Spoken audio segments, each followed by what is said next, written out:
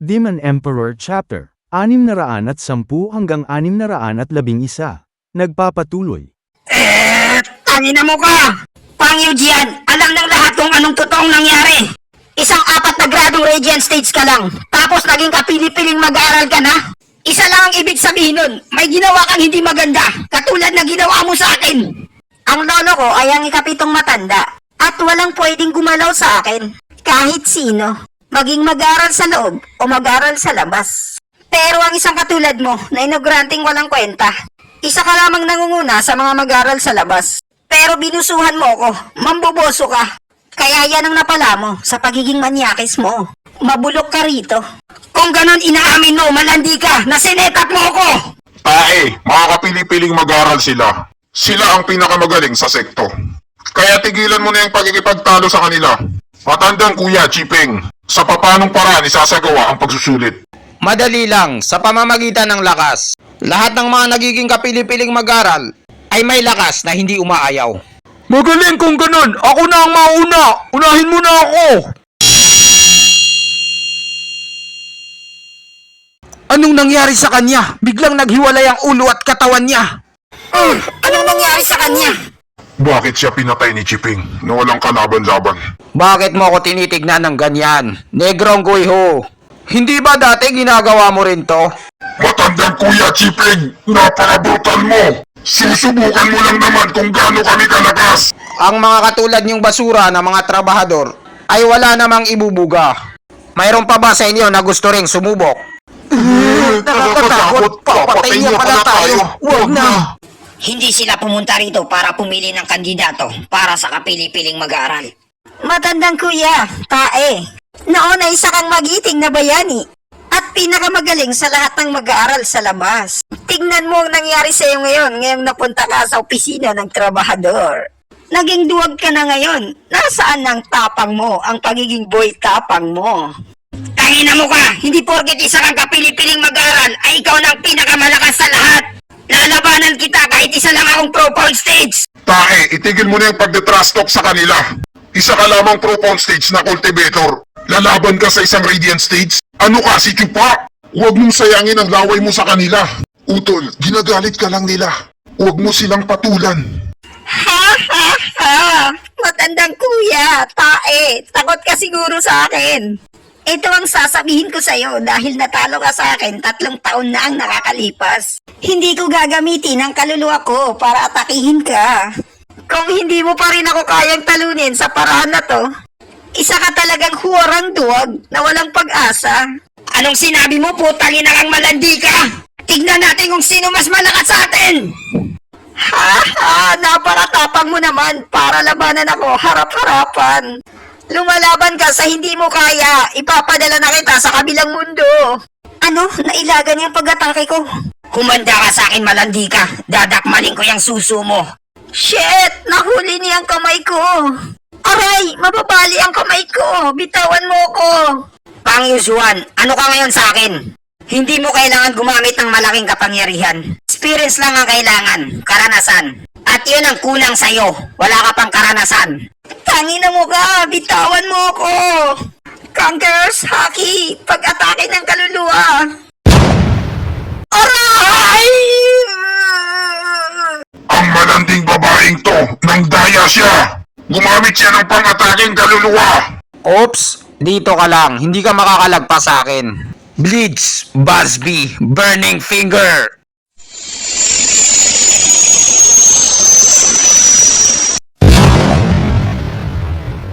Napakabobo ni talaga. Ba't kaya naniwala sa isang Radiant Stage na hindi gagamit ng kaluluwa na atake? Mas tanga pa kayo sa isang baboy na maniliwala kayo sa ganun. Masyado kayong nagpapaniwala sa mga walang kwentang pustahan. Kaya hindi kayo magiging kapili-pili. Ikaw, ganito ba ang paraan niyo ng pagpili ng mag-aaral? Gagawin niyo kaming baldado. Pipili kami ng mga kandidato para sa kapili-pili? Mula sa mga basurang to na walang kwentang trabahador? Nangangarap siguro kayo ng gising. Pumunta kami rito para balaan kayo. Itigil niyo na yung kahibangan niyo at matuto kayong lumugar. Humanda ka na dahil ipapadala na kita sa kabilang mundo. Sinong pakialamera ka? Palad na anino ng buhay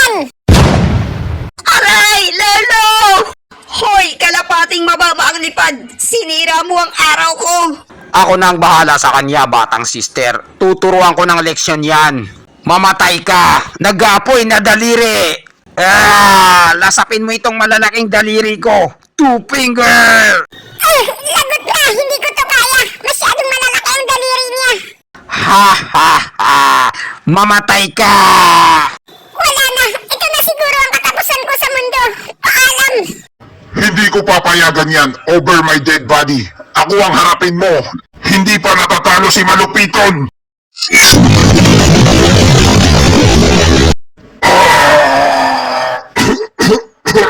Negrong Guyho, noong una hindi kita kayang labanan. Pero matagal na akong naging kapili-pilig mag-aaral. At ang paggamit ng kapangyarihan ay nalagpasan na kita.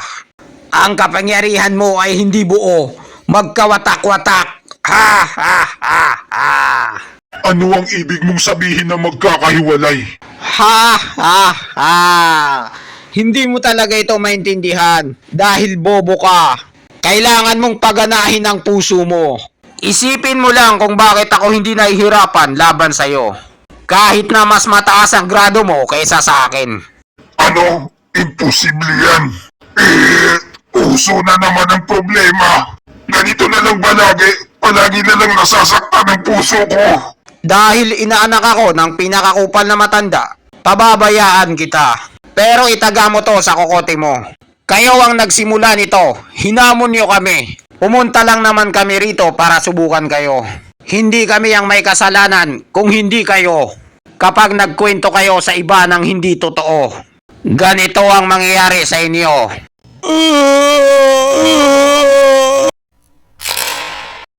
Bigla na lang natumba yung mga kasama natin. Wala silang awa sa mga trabahador. At may sasabihin pa akong isa sa inyo mga trabahador. Mga basura lang kayo dito sa sekto. Hindi kayo karapat-dapat maging kapili-piling mag-aaral. Kapag sinubukan niyo ulit, pipisahin ko kayo na parang kuto. Ha ha ha ha. At ganoon ang nangyari sa aming apat. Nakipaglaban kami ng sobrang hirap para lang mailigtas namin ang buhay namin. At para mapigilan natin na maulit muli ang trahedyang yun.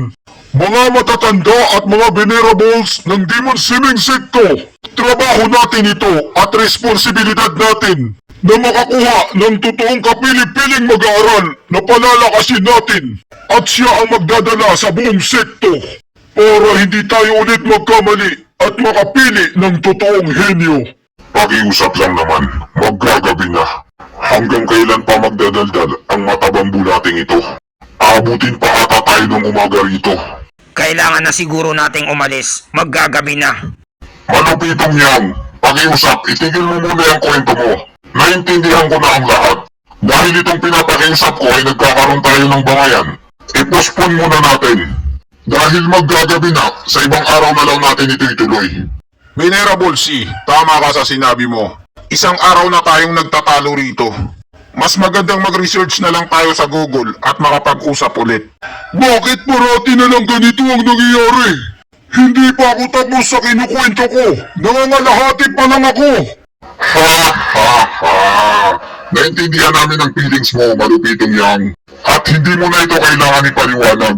Dahil narinig ko na ang kwento ni Malupitong Yang. Pakiramdam ko tuloy ay parang nagbasa ako ng libro ng 10 taon. Pinuno ng sekto, patawarin mo ko sa pagiging walang galang ko ngayong araw na to. Kung wala na kayong sasabihin, tapusin na natin ang Tuadcom meeting na to. At pag-usapan na lang natin sa sunod na araw kung anong magiging pasya sa opisina ng trabahador. Wala pa ring pinagbago si Venerable C. Pala desisyon. O sige, tapos na ang Tuadcom meeting na to. Pero tandaan mo to, huwag mong basta-basta pinapatunog ang kampanerang Kuba. Kung kailan mo gustuhin. Opo, pakakatandaan ko po yun at hindi ko kakalimutan. Ha ha! Makita mo lang si Venerable C na nakasimangot, napakasarap sa pakiramdam. Maraming salamat sa iyo, Malupitong Yang. Nang dahil sa pagdadaldal mo, ang matandang yun ay hindi na makatiis. Dahil kung hindi ko alam kung gaano katagal, makikipagtalo sa kanya. Kailan pa ako nagdaldal ng walang kwenta rito? Sinasabi ko lang ang totoo na nasa isip ko. Alam niya sa sarili niya na mali siya. At ang lakas ng katotohanan ay hindi niya na makaya. Kaya umalis na lang siya. At marami-rami pa ang gusto kong ikwento sa kanya. Sa inyo ko na lang ikukwento kung hindi niyo mamarapatin. Talagang kakaiba ngayong araw na to. Ano kayang binabalak ni Venerable C? Parang wala siya sa sarili niya. Ang kanyang panloloko. Siguro pumunta siya rito at gusto niyang subukan ang kanyang lakas kung kaya niya tayong pigilan. Ang trabahador na si Wiling na makapalang muka. Humihingi ng pahintulot na makita ang pinuno ng sekto at ang mga master. Hay nako, ano bang ginagawa ng batang to dito? Sige, tumuloy ka lang. Pumasok ka rito. Pinuno ng sekto, mga master. Ang mga kapili-piling mag-aaral. Nanggulo sila sa opisina ng trabahador. Napakarami ng pinatay nila at sinaktan nila. At binalaan nila kami na hindi daw kami pwedeng maging kapili-piling mag-aaral. Dahil kung hindi, sasaktan nila ulit kami. Anong sabi mo? Sino ang pasaway na batang yan? Na pumatay ng mga trabahador? Hindi niya na iginagalang ang batas ng sekto. Venerable mga sir, si Chiping at saka si Yujian.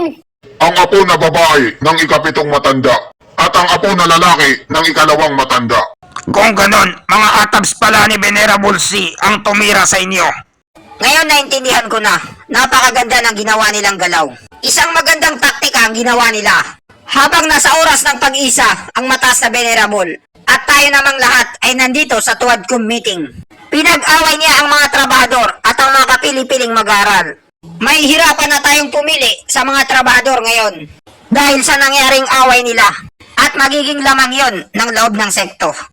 At dito nagtatapos ang chapter 610 hanggang 611. Maraming salamat po sa panunood nyo. Mag-subscribe para laging updated sa buhay ni Chupa.